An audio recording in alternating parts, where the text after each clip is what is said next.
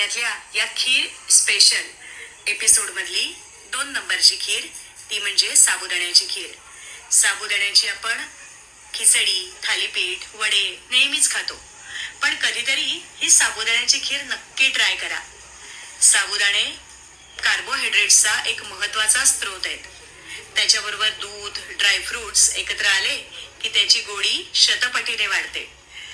पण मंडळी, या खिरीत ना एक छोटासा ट्विस्ट केलाय बरं का आपण.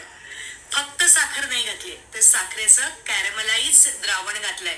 त्यामुळे ही जी खीर होईल ना साबुदाण्याची, ती अप टू द मार्क पेक्षाही वरती होईल, याची मला खात्री आहे. नक्की ट्राय करा.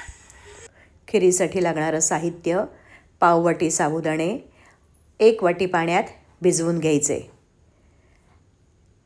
लागलं तर थोडंसं पाणी अजून घालायचं. म्हणजे पाववाटी साबुदाणे जवळजवळ 1 बाऊलभर तयार होतात. 1-2 तासांनी मग हे भिजलेले साबुदाणे पातेल्यात घ्यायचे.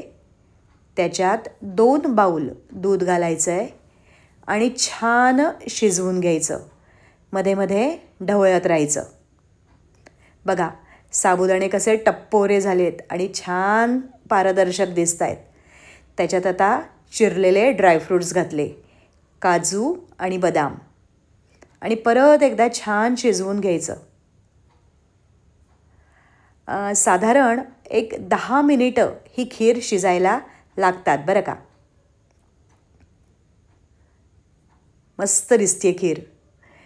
टप्पोरा साबुदाणा अगदी मोत्यासारखा दिसतोय.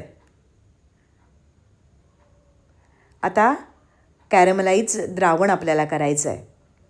तर एका पॅनमध्ये आपण साखर घातली आणि त्याचं कॅरमल द्रावण करायला ठेवलं.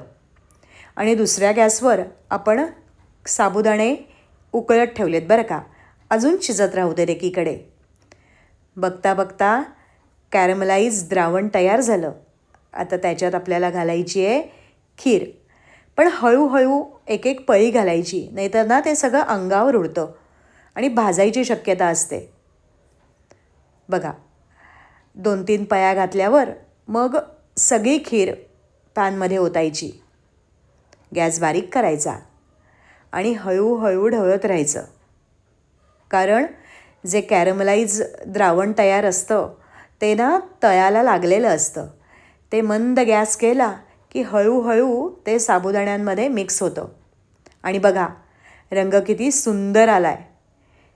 वेलचीची पूड घालायची, एकदा ढवळायचं, गॅस बंद, साबुदाणा खीर तयार.